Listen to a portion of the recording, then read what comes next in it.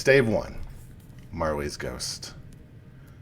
Marley was dead to begin with. There is no doubt whatever about that.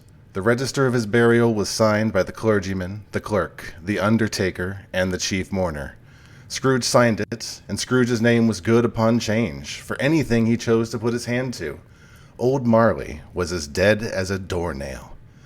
Mind, I don't mean to say that I know of my own knowledge what there is particularly dead about a doornail. I might have been inclined myself to regard a coffin nail as the deadest piece of ironmongery in the trade, but the wisdom of our ancestors is in the simile, and my unhallowed hand shall not disturb it, or the country's done for. You will therefore permit me to repeat emphatically that Marley was as dead as a doornail. Scrooge knew he was dead? Of course he did. How could it be otherwise? Scrooge and he were partners for I don't know how many years. Scrooge was his sole executor, his sole administrator, his sole assign, his sole residuary legatee, his sole friend, and sole mourner. And even Scrooge was not so dreadfully cut up by the sad event, but that he was an excellent man of business on the very day of the funeral, and solemnized it with an undoubted bargain. The mention of Marley's funeral brings me back to the point I started from. There is no doubt that Marley is dead. This must be distinctly understood, or nothing wonderful can come of the story that I'm going to relate. If it were not perfectly convinced that Hamlet's father died before the play began, there would be nothing more remarkable in his taking a stroll at night in an easterly wind upon his own ramparts than there would be any other middle-aged gentleman rashly turning out after dark in a breezy spot, say St. Paul's churchyard, for instance, literally to astonish his son's weak mind. Scrooge never painted out old Marley's name. There it stood, years afterwards, above the warehouse door, Scrooge and Marley. The firm was known as Scrooge and Marley. Some people new to the business called Scrooge Scrooge, and sometimes Marley, but he answered to both names. It was all the same to him. Oh, but he was a tight-fisted hand at the grindstones, Scrooge. A squeezing, wrenching, grasping, scraping, clutching, covetous old sinner. Hard and sharp as flint, from which no steel had ever struck out generous fire, secret and self-contained and solitary as an oyster. The cold within him froze his old features, nipped his pointed nose, shriveled his cheek, stiffened his gait, made his eyes red, his thin lips blue, and spoke out shrewdly in his grating voice. A frosty rime was upon his head, and on his eyebrows, and his wiry chin.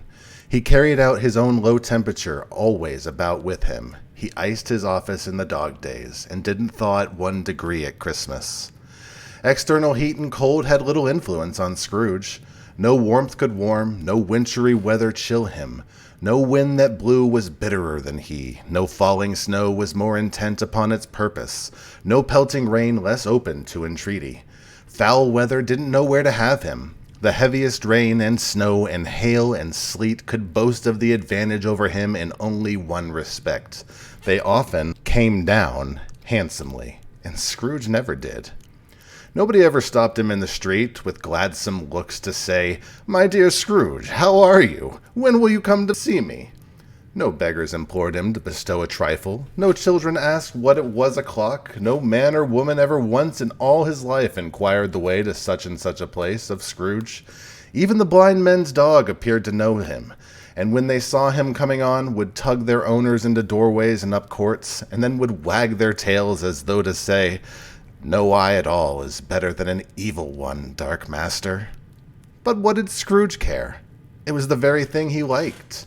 To edge his way along the crowded paths of life, warning all human sympathy ever to keep its distance, was what the knowing ones called nuts to Scrooge. Once upon a time, of all the good days of the year, on Christmas Eve, old Scrooge sat busy in his counting-house. It was old, bleak, biting weather, foggy withal, and he could hear the people in the court outside go wheezing up and down, beating their hands upon their breasts and stamping their feet upon the pavement stones to warm them. The city clocks had only just gone 3, but it was quite dark already, It had not been light all day, and candles were flaring in the windows of the neighboring offices like ruddy smears upon the palpable brown air.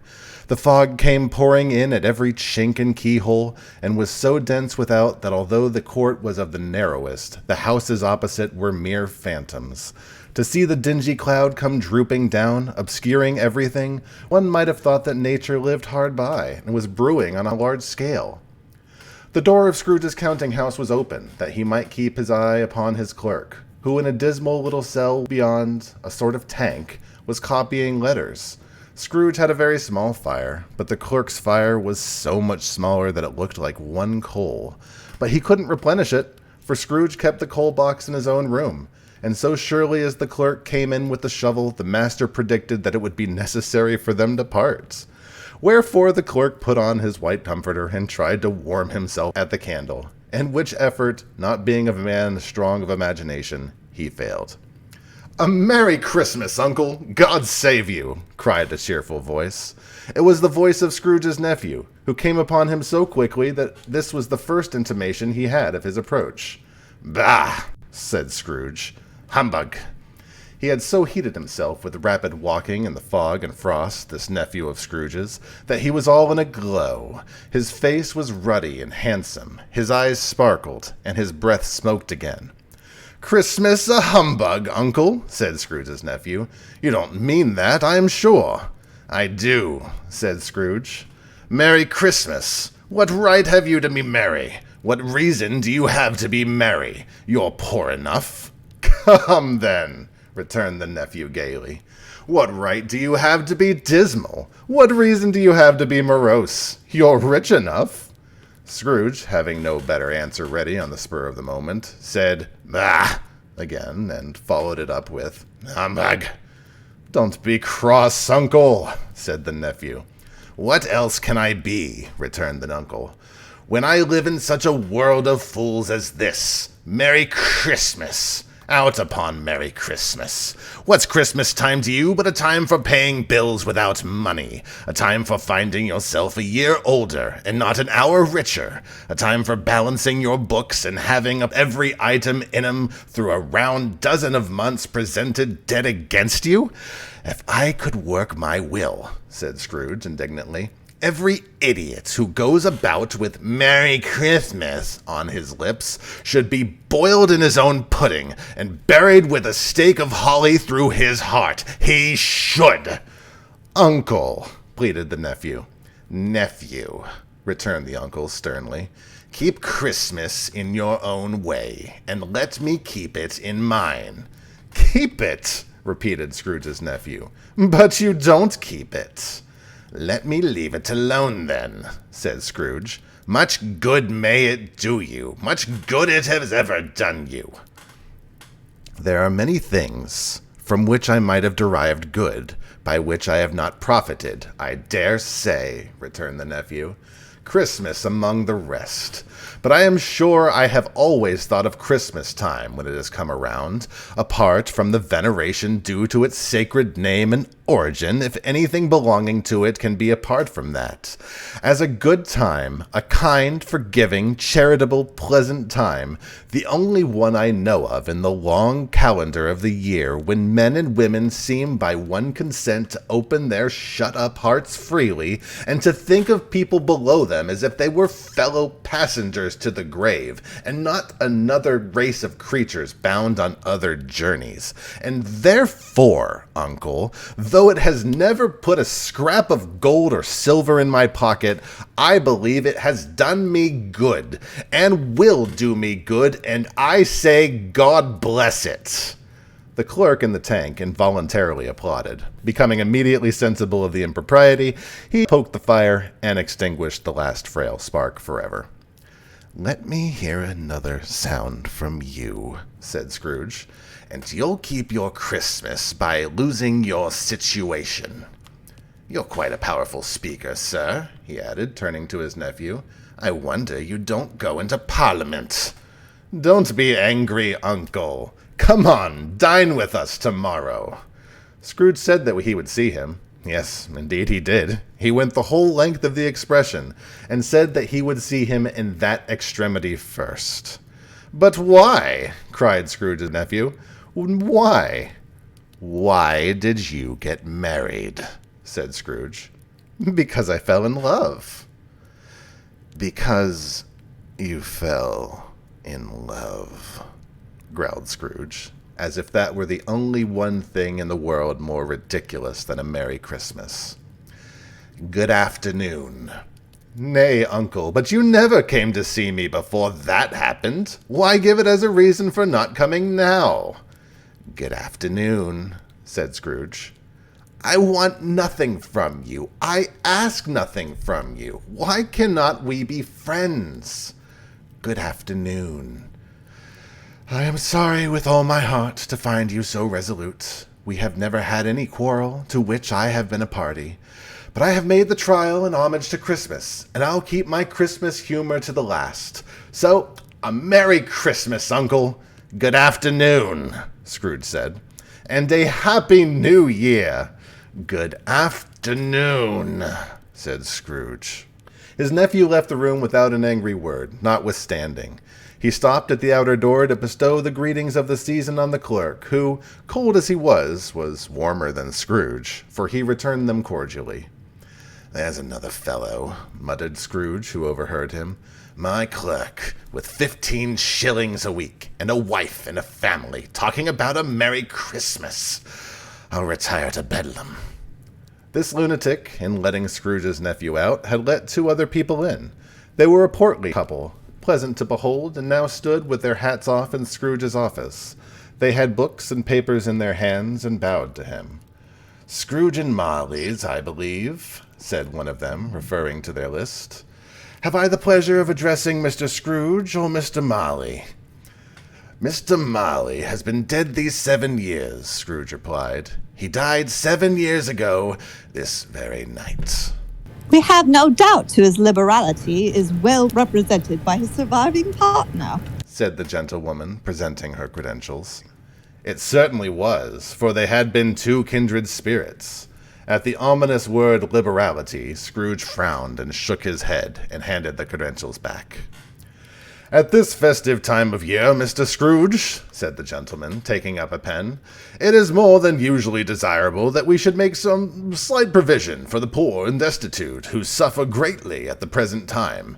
Many thousands are in want of common necessities. Hundreds of thousands are in want of common comfort, sir." "Are there no prisons?" asked Scrooge. "Plenty of prisons," said the gentlewoman. "And the union workhouses?" demanded Scrooge. "Are they still in operation?"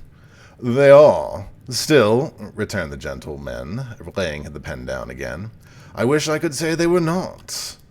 "The treadmill and the poleaxe are in full vigor, then?" said Scrooge. "Both very busy, sir." "Oh!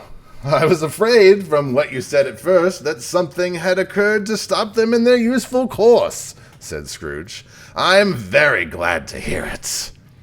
"Under the impression that they scarcely furnish Christian cheer of mind or body to the multitude," returned the gentleman, "a few of us are endeavoring to raise a fund to buy the poor some meat and drink and means of warmth. We choose this time because it's a time of all others when want is keenly felt and abundance rejoices.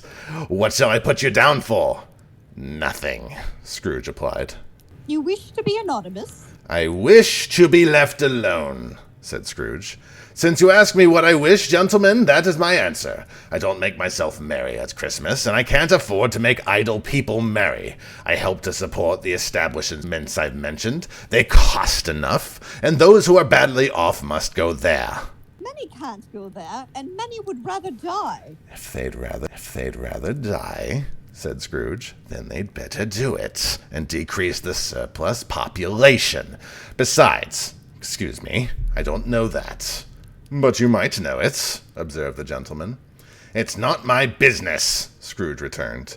"It's enough for a man to understand his own business, and not to interfere with other people's. Mine occupies me constantly. Good afternoon." Seeing clearly that it would be useless to pursue the point, the couple withdrew. Scrooge resumed his labors with an improved opinion of himself, and a more facetious temper than was usual with him.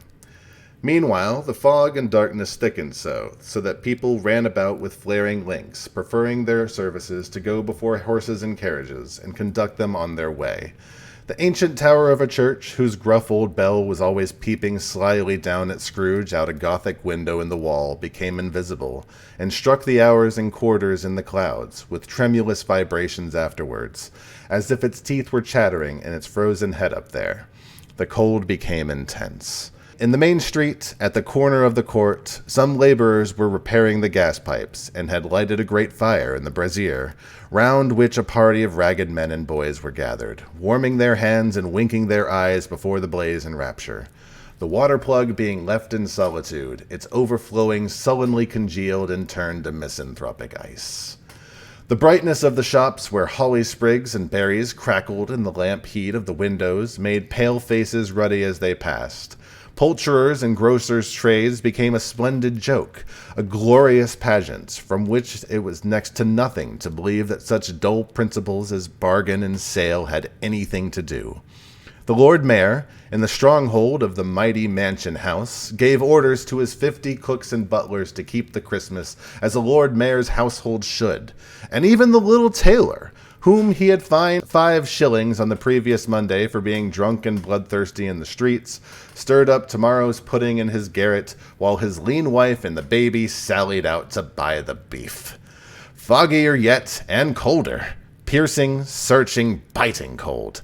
If the good Saint Dustin had but nipped the evil spirit's nose with a touch of such weather as that, instead of using his familiar weapons, then indeed he would have roared, to lusty purpose.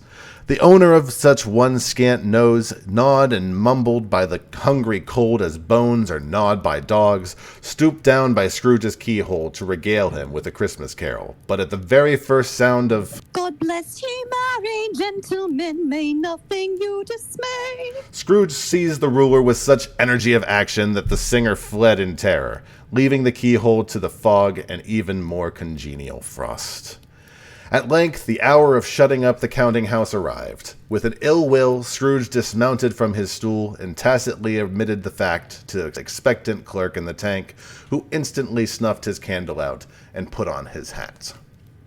"You'll want all day tomorrow, I suppose," said Scrooge. If quite convenient, sir." "It's not convenient," said Scrooge. "And it's not fair. If I was to stop half a crown for it, you'd think yourself ill-used, I'll be bound." The clerk smiled faintly. "And yet," said Scrooge, "you don't think me ill-used when I pay a day's wages for no work." The clerk observed that it was only once a year. "A poor excuse for picking a man's pocket every 25th of December," said Scrooge, buttoning his greatcoat to the chin. "But I suppose you must have the whole day. Be here all the earlier the next morning." The clerk promised he would, and Scrooge walked out with a growl. The office was closed in a twinkling, and the clerk, with the long ends of his white comforter dangling below his waist, for he boasted no great coat, went down a slide on Cornhill, at the end of a lane of boys, 20 times in honor of it being Christmas Eve, and then ran home to Camden Town as fast as it could pelt, to play at blind man's buff.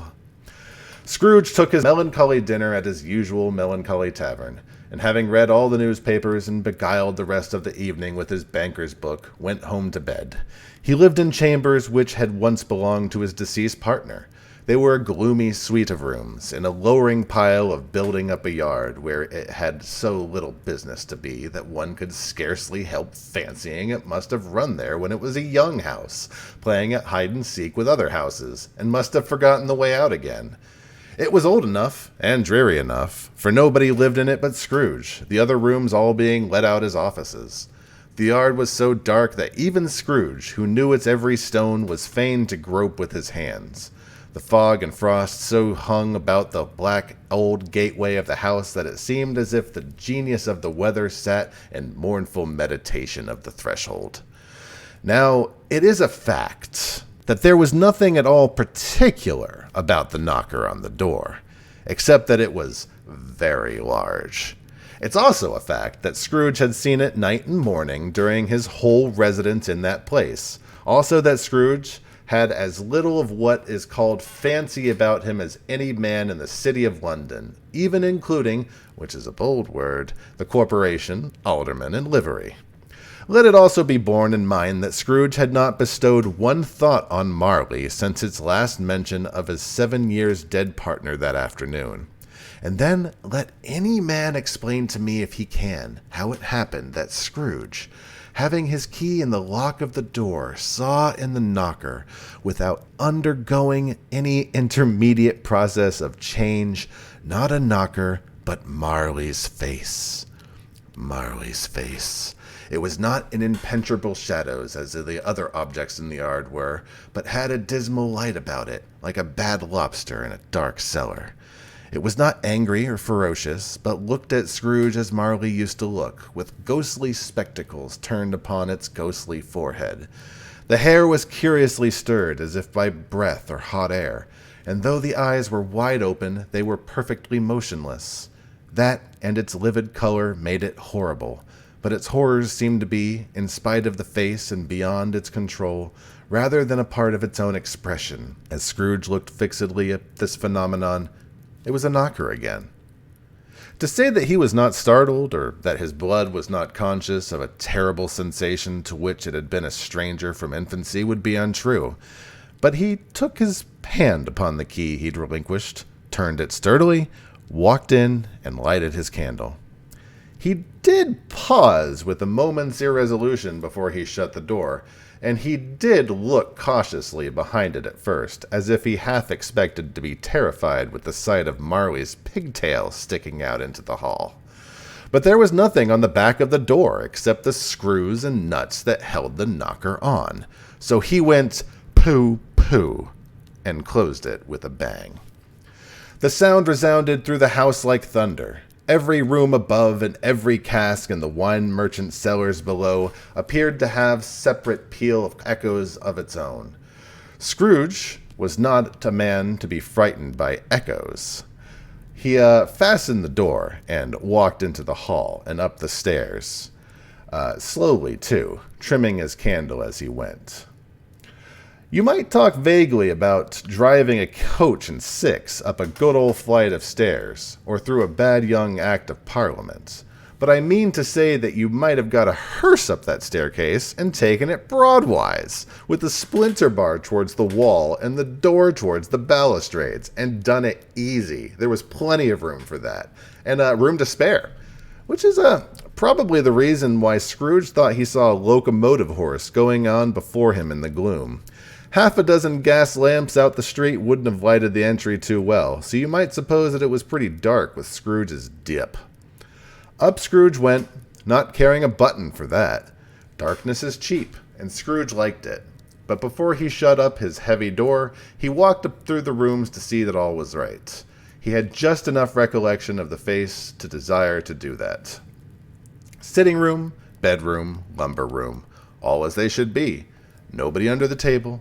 Nobody under the sofa, a small fire in the grate, spoon and basin ready, and the little saucepan of gruel — Scrooge had a cold in his head — upon the hob. Nobody under the bed, nobody in the closet, nobody in his dressing room, which was hanging up in a suspicious attitude against the wall. Lumber room as usual. Old fire guard, old shoes, 2 fish baskets, washing stand on 3 legs, and a poker. Quite satisfied, he closed the door and locked himself in. Double-locked himself in, which is not his custom.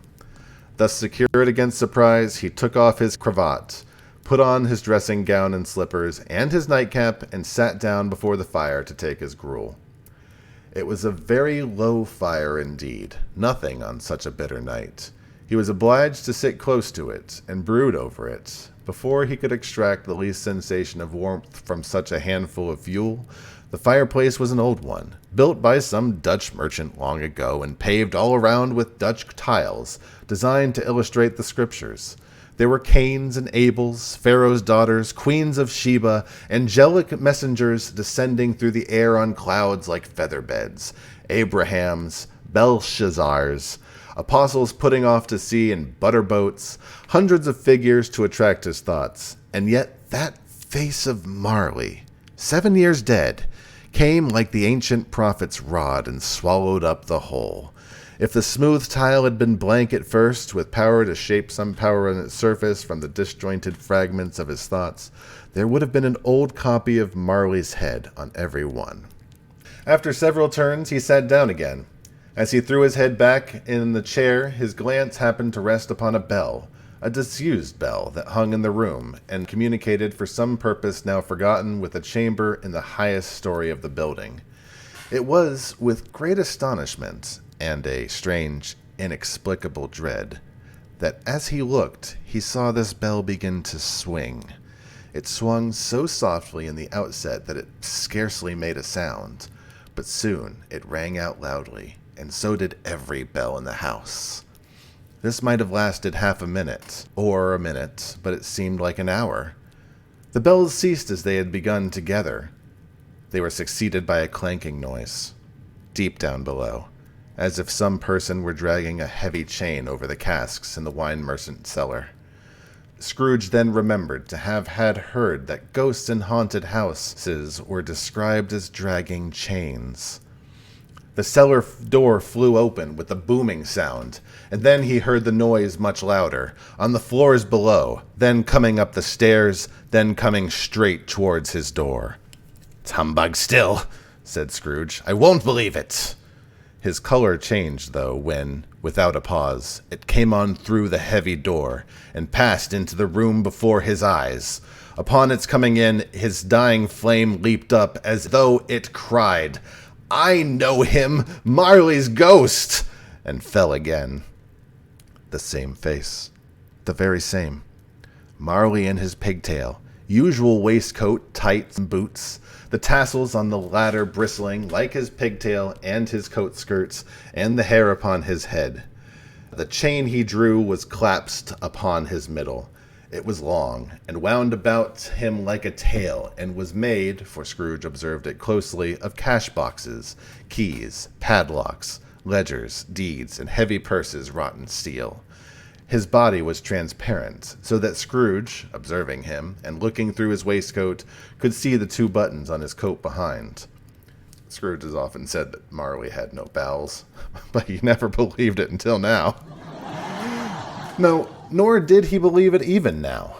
Though he looked at the phantom through and saw it standing before him, though he felt the chilling influence of his dead, cold eyes, and marked the very texture of the folded kerchief bound about his head and chin, which wrapper he had not observed before now, he was still incredulous, and fought against his senses. "How now?" said Scrooge, caustic and cold as ever. "What do you want with me?" "Much," Marley's voice. No doubt about it. "Who are you?" "Ask me who I was." "Who were you, then?" said Scrooge, raising his voice. "You're particular, for a shade." He was going to say "to a shade," but substituted this as more appropriate. "In life, I was your partner, Jacob Marley." Can you sit down?" asked Scrooge, looking doubtfully at him. "I can." "Do it, then." Scrooge asked the question because he didn't know whether a ghost so transparent might find himself in a condition to take a chair, and felt that in the event of it being impossible, it might involve the necessity of an embarrassing explanation. But the ghost sat down upon the opposite side of the fireplace, as if he were quite used to it. "You don't believe in me," observed the ghost. "I don't," said Scrooge. "What evidence would you have of my reality beyond that of your senses?" "I don't know," said Scrooge. "Why do you doubt your senses?" "Because," said Scrooge, "a little thing affects them. A slight disorder of the stomach makes them cheat. You might be an undigested bit of beef, a blot of mustard, a crumb of cheese, a fragment of an underdone potato. There's more of gravy than there is of grave about you, whatever you are." Scrooge was not in the habit of cracking jokes, nor did he feel in his heart that by any means waggish then. The truth is that he tried to be smart, as a means of distracting his own attention and keeping down his terror, for the specter's voice disturbed the very marrow in his bones. To sit, staring at those fixed, glazed eyes in silence for a moment would play. Scrooge felt the very deuce with him. There was something very awful about him, something awful indeed, in the specter's being provided with an infernal atmosphere of its own. Scrooge couldn't feel it himself, but this was clearly the case, for though the ghost sat perfectly motionless, its hair and skirts and tassels were still agitated, as by the hot vapor from an oven.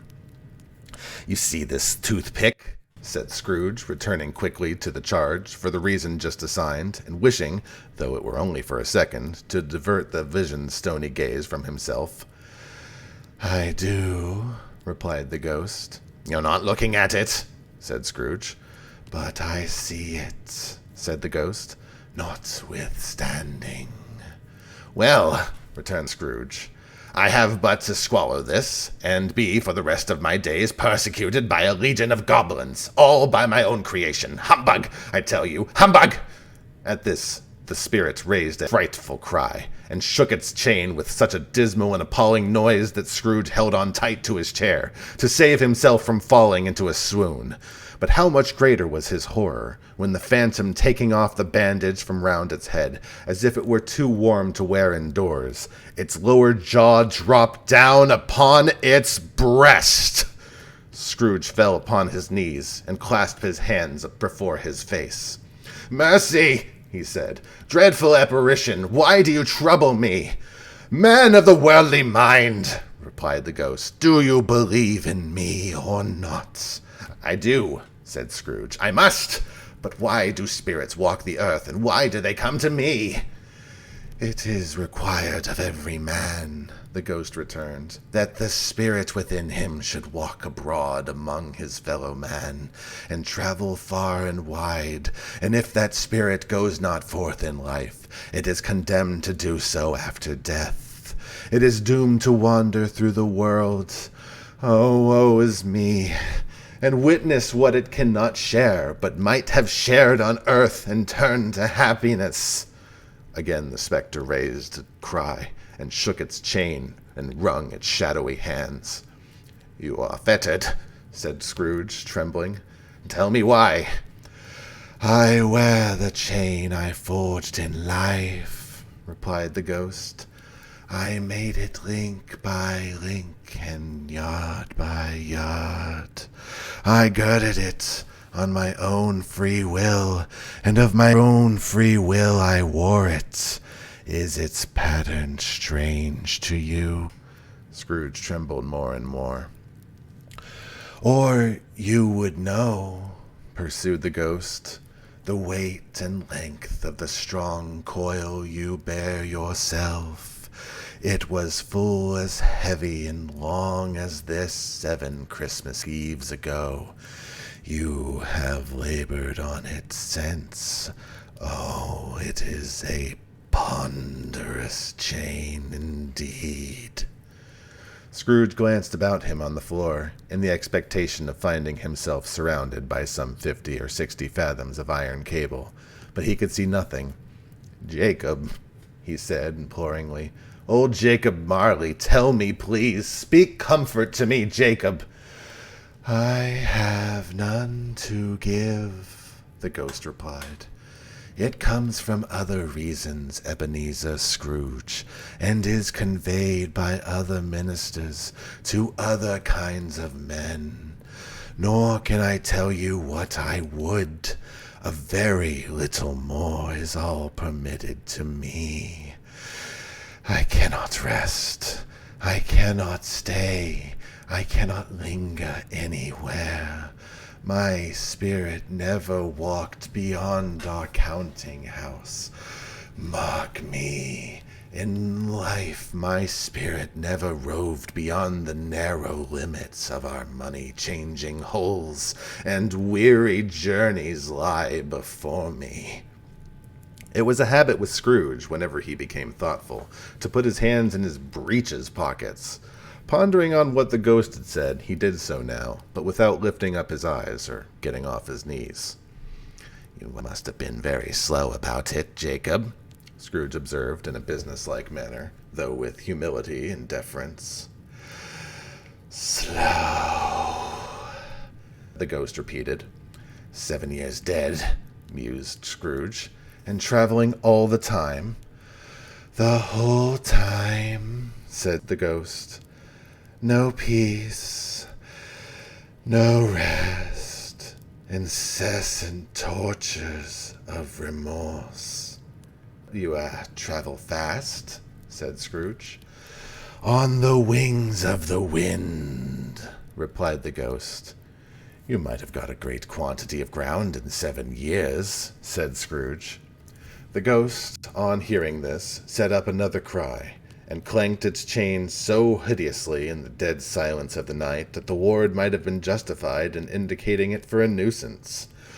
"Oh, captive bound and double ironed," cried the phantom, "not to know that ages of incessant labor by immortal creatures for this earth must pass into eternity before the good of which it is susceptible is all developed. Not to know that any Christian spirit working kindly in its little sphere, whatever it may be, will find its mortal life too short for its vast means of usefulness. Not to know that no space of regret can make amends for one's life's opportunities misused. Yet such was I. Oh, such was I." "But you are always such a good man of business, Jacob," faltered Scrooge, who now began to apply this to himself. "Business," cried the ghost, wringing its hands again. "Mankind was my business. The common welfare was my business. Charity, mercy, forbearance, and benevolence were all my business. The dealings of my trade were but a drop of water in the comprehensive ocean of my business." It held up a chain at arm's length, as if that were the cause of its unavailing grief, and flung it heavily upon the ground again.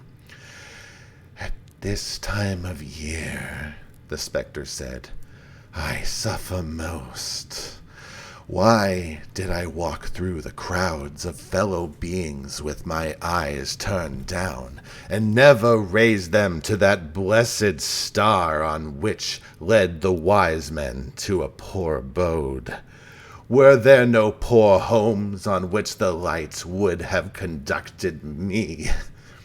Scrooge was very dismayed to hear the spectre going on at this rate, and began to quake exceedingly. "Hear me," cried the ghost. "My time is nearly gone." "I will," said Scrooge, "but don't be hard upon me. Don't be flowery, Jacob, pray." "How is it that I appear before you in a shape that you can see I may not tell? I have sat invisible beside you many and many a day." It was not an agreeable idea. Scrooge shivered and wiped the perspiration from his brow. "That is no light part of my penance," pursued the ghost. "I am here tonight to warn you that you have yet a chance and hope of escaping my fate, a chance and hope of my procuring Ebenezer." "You are always a good friend to me," said Scrooge. "Thankee." "You will be haunted," resumed the ghost, "by 3 spirits." Scrooge's countenance fell almost as low as the ghost had done. "Is that the chance and hope that you had mentioned, Jacob?" he demanded in a faltering voice. "It is." I think I'd rather not," said Scrooge. "Without their visits," said the ghost, "you cannot hope to shun the path I tread. Expect the first tomorrow when the bell tolls 1. Couldn't I just take them all at once and have it all over, Jacob?" hinted Scrooge. Expect the second on the next night at the same hour, the third upon the next night when the last stroke of 12 has ceased to vibrate. Look to see me no more, and look that, for your own sake, you remember what has passed between us." When it had said these words, the spectre took its wrapper from the table and bound it round its head as before. Scrooge knew this by the smart sound its teeth made when the jaws were brought together by the bandage. He ventured to raise his eyes again, and found his supernatural visitor confronting him in an erect attitude, with its chain wound over and about its arm. The apparition walked backward from him, and at every step it took, the window raised itself a little, so that when the spectre reached it, it was wide open. It beckoned Scrooge to approach, which he did. When they were within 2 paces of each other, Marley's ghost held up its hand, warning him to come no further. Scrooge stopped. Not so much in obedience as in surprise and fear, for on the raising of the hand he became sensible of confused noises in the air, incoherent sounds of lamentation and regret, wailings inexpressibly sorrowful and self-accusatory. The spectre, upon hearing for a moment, joined in the mournful dirge, and floated out upon the bleak, dark night. Scrooge followed to the window, desperate in his curiosity. He looked out. The air was filled with phantoms, wandering hither and thither in restless haste, and moaning as they went. Every one of them wore chains like Marley's ghost. Some few, they might be guilty governments, were linked together. None were free. Many had been personally known to Scrooge in their lives. He had been quite familiar with one old ghost in a white waistcoat with a monstrous iron safe attached to its ankle, which cried piteously at being unable to assist a wretched woman with an infant whom it saw below upon a doorstep. The misery with them all was clearly as they sought to interfere for good in human matters and had lost that power forever. Whether these creatures faded into mist or mist enshrouded them, he could not tell. But they and their spirit voices faded together, and the night became as it had been when he walked home. Scrooge closed the window and examined the door by which the ghost had entered. It was double-locked, as he had locked it with his own hand, and the bolts were undisturbed. He tried to say, "Hem," but stopped at the first syllable. And being, from the emotion he had undergone, or the fatigues of the day, or his glimpse of the invisible world, or the dull conversation of the ghost, or the lateness of the hour, much in need of repose, went straight to bed, without undressing, and fell asleep upon the instant.